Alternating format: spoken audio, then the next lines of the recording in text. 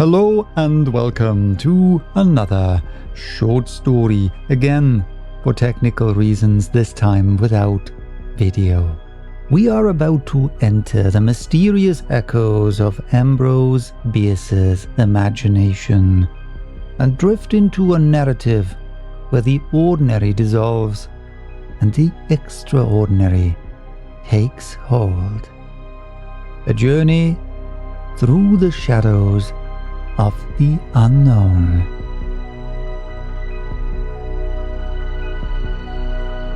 The Realm of the Unreal by Ambrose Bierce. For a part of the distance between Auburn and Newcastle, the road, first on one side of a creek and then the other, occupies the whole bottom of the ravine, being partly cut out of the steep hillside and partly built up with boulders removed from the creek bed by the miners. The hills are wooded. The course of the ravine is sinuous. In a dark night, careful driving is required in order not to go off into the water. The night that I have in memory was dark, the creek a torrent, swollen by a recent storm. I had driven up from Newcastle and was within about a mile of Auburn in the darkest and narrowest part of the ravine, looking intently ahead of my horse for the roadway. Suddenly I saw a man almost under the animal's nose, and reined with a jerk that came near settling the creature upon its haunches. "I beg your pardon," I said. "I did not see you, sir." "You could hardly be expected to see me," the man replied civilly, approaching the side of the vehicle, "and the noise of the creek prevented my hearing you." I at once recognized the voice, although 5 years had passed since I had heard it. I was not particularly well pleased to hear it now. "You are Dr. Dorrimore, I think," said I. "Yes, and you are my good friend Mr. Manrich. I am more than glad to see you. The excess," he added with a light laugh, "being due to the fact that I am going your way and naturally expect an invitation to ride with you." "Which I extend with all my heart." That was not altogether true. Dr. Dorrimore thanked me as he seated himself beside me, and I drove cautiously forward as before. Doubtless it is fancy, but it seems to me now that the remaining distance was made in a chill fog, that I was uncomfortably cold, that the way was longer than ever before, and the town, when we reached it, cheerless, forbidding, and desolate. It must have been early in the evening, yet I do not recollect a light in any of the houses, nor a living thing in the streets. Dorrimore explained at some length how he had happened to be there, and where he had been during the years that had elapsed since I had seen him. I recalled a fact of the narrative, but none of the facts narrated. He had been in foreign countries and had returned. This is all that my memory retains, and this I already knew. As to myself, I cannot remember that I spoke a word, though doubtless I did. Of one thing I am distinctly conscious. The man's presence at my side was strangely distasteful and disquieting, so much so that when I at last pulled up under the lights of the Putnam house, I experienced a sense of having escaped some spiritual peril of a nature peculiarly forbidding. This sense of relief was somewhat modified by the discovery that Dr. Dorrimore was living at the same hotel. In partial explanation of my feelings regarding Dr. Dorrimore, I will relate briefly the circumstances under which I had met him some years before. One evening, half a dozen men, of whom I was one, were sitting in the library of the Bohemian Club in San Francisco. The conversation had turned to the subject of sleight of hand and the feats of the prestigitators, one of whom was then exhibiting at a local theatre. "These fellows are pretenders in a double sense," said one of the party. "They can do nothing which is worth one's while to be made a dupe by. The humblest wayside juggler in India could mystify them to the verge of lunacy." "For example, how?" asked another, lighting a cigar. "For example, by all their common and familiar performances, throwing large objects into the air which never come down, causing plants to sprout, grow visibly, and blossom in bare ground chosen by spectators, putting a man into a wicker basket, piercing him through and through with a sword, while he shrieks and bleeds, and then the basket being opened, nothing is there, tossing the free end of a silken ladder into the air, mounting it, and disappearing." "Nonsense," I said, rather uncivilly, I fear. "You surely do not believe such things?" "Certainly not. I have seen them too often." "But I do," said a journalist of considerable local fame as a picturesque reporter. "I have so frequently related them that nothing but observation could shake my conviction. Why, gentlemen, I have my own word for it." Nobody laughed. All were looking at something behind me. Turning in my seat, I saw a man in evening dress who had just entered the room.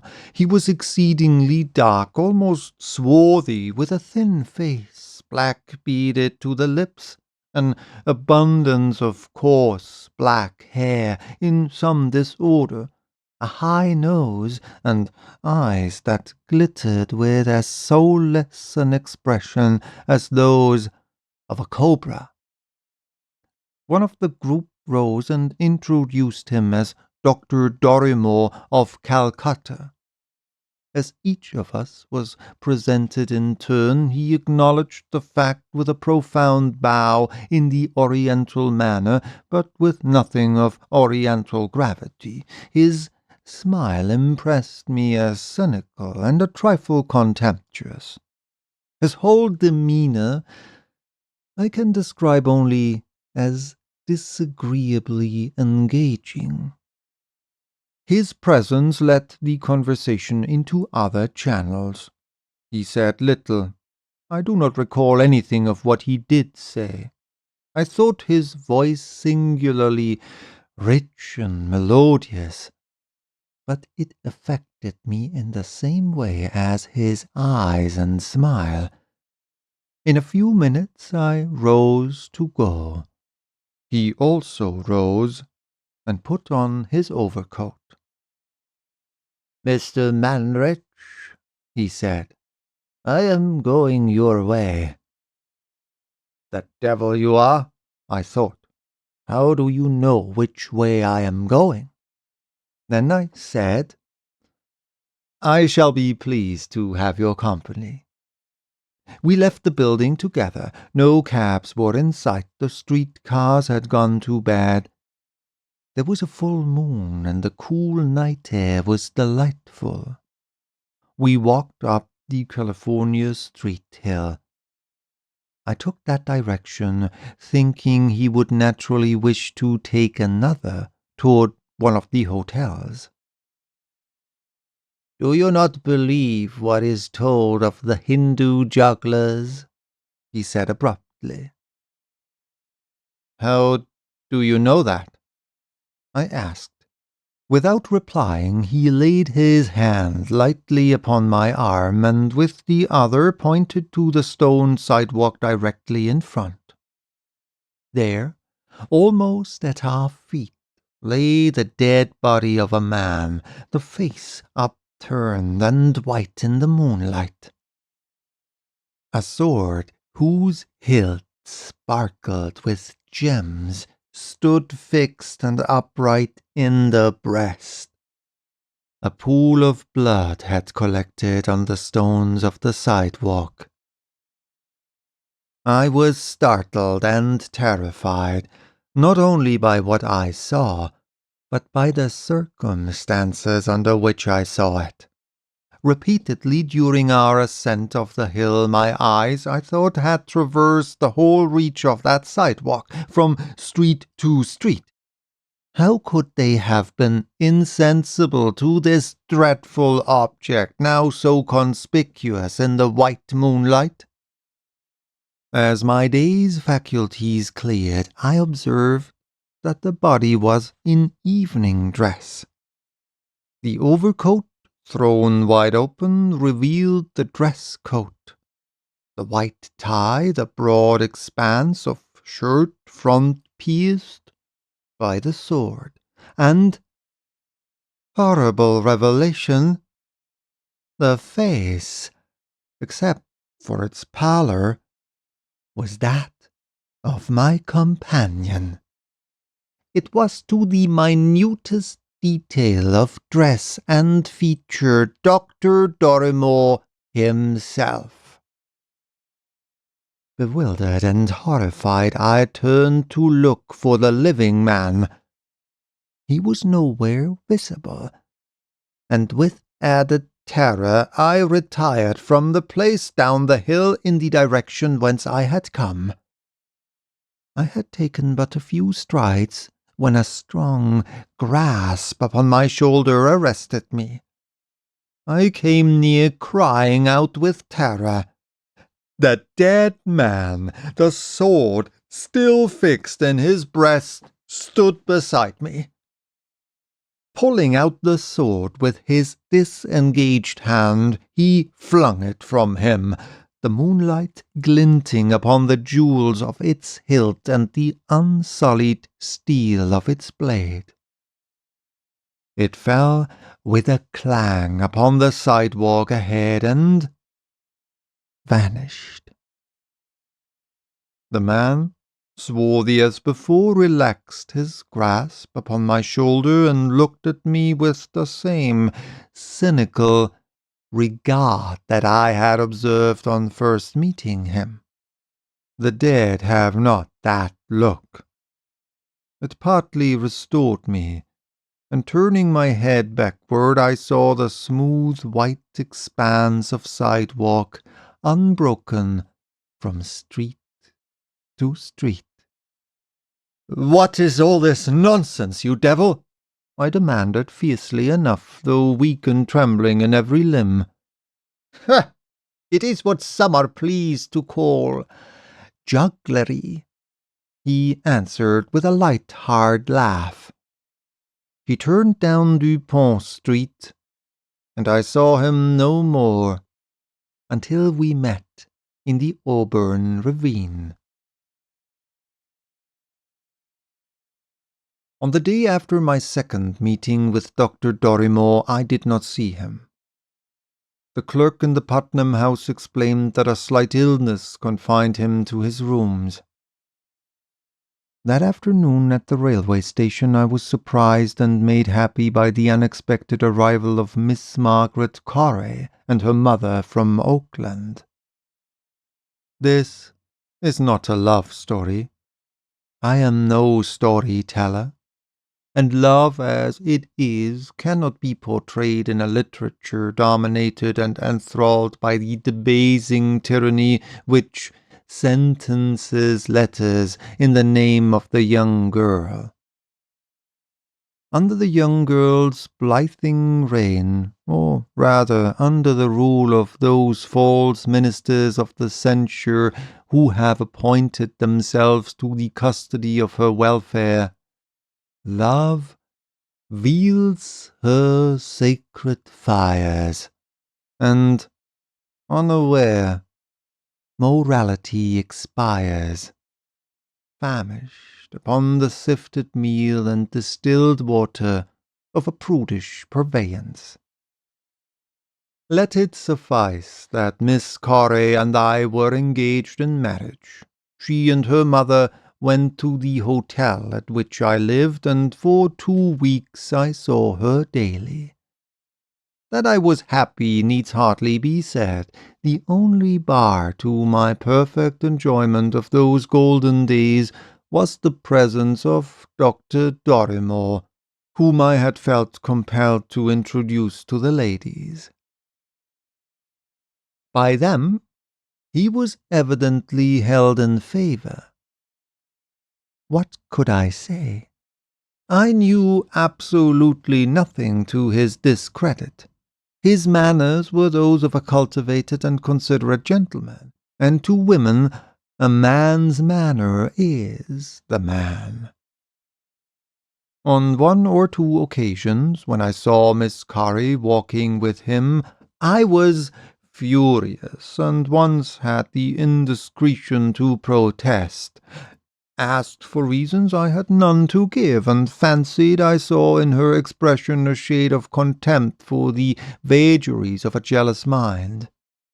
In time I grew morose and consciously disagreeable, and resolved in my madness to return to San Francisco the next day. Of this, however, I said nothing. There was at Auburn an old abandoned cemetery. It was nearly in the heart of the town, yet by night it was as gruesome a place as the most dismal of human moods could crave. The railings about the plats were prostrate, decayed, or altogether gone. Many of the graves were sunken, from others grew sturdy pines, whose roots had committed unspeakable sin. The headstones were fallen and broken across, brambles overran the ground, the fence was mostly gone, and cows and pigs wandered there at will. The place was a dishonour to the living, a calumny on the dead, a blasphemy against God. The evening of the day on which I had taken my madman's resolution to depart in anger from all that was dear to me found me in that congenial spot. The light of the half-moon fell ghostly through the foliage of trees in spots and patches, revealing much that was unsightly, and the black shadows seemed conspiracies withholding to the proper time revelations of darker import. Passing along what had been a gravel path, I saw emerging from shadow the figure of Dr. Dorrimore. I was myself in shadow, and stood still with clenched hands and set teeth, trying to control the impulse to leap upon and strangle him. A moment later, a second figure joined him and clung to his arm. It was Margaret Corey. I cannot rightly relate what occurred. I know that I sprang forward, bent upon murder. I know that I was found in the grey of the morning, bruised and bloody, with finger marks upon my throat. I was taken to Putnam House, where for days I lay in a delirium. As this I know, for I have been told. And of my own knowledge I know that when consciousness returned with convalescence, I sent for the clerk of the hotel. "Are Mrs. Corey and her daughter still here?" I asked. "What name did you say?" "Corey." "Nobody of that name has been here." "I beg you will not trifle with me," I said petulantly. "You see that I am all right now. Tell me the truth." "I give you my word," he replied with evident sincerity. "We have had no guests of that name."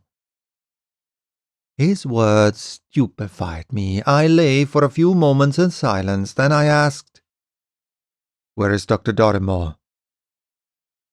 "He left on the morning of your flight, and has not been heard of since." It was a rough deal he gave you." Such are the facts of this case. Margaret Corey is now my wife. She has never seen Auburn, and during the weeks whose history, as it shaped itself in my brain, I have endeavored to relate, was living at her home in Oakland, wondering where her lover was and why he did not write. The other day I saw in the Baltimore Sun the following paragraph. Professor Valentine Dorrimore, the hypnotist, had a large audience last night. The lecturer, who has lived most of his life in India, gave some marvelous exhibitions of his power, hypnotizing anyone who chose to submit himself to the experiment by merely looking at him. In fact, he twice hypnotized the entire audience, reporters alone exempted, making all entertain the most extraordinary illusions. The most valuable feature of the lecture was the disclosure of the methods of the Hindu jugglers in their famous performances, familiar in the mouths of travellers. The professor declares that these thaumaturgists have acquired such skill in the art which he learned at their feet that they perform their miracles by simply throwing the spectators into a state of hypnosis and telling them what to see and hear.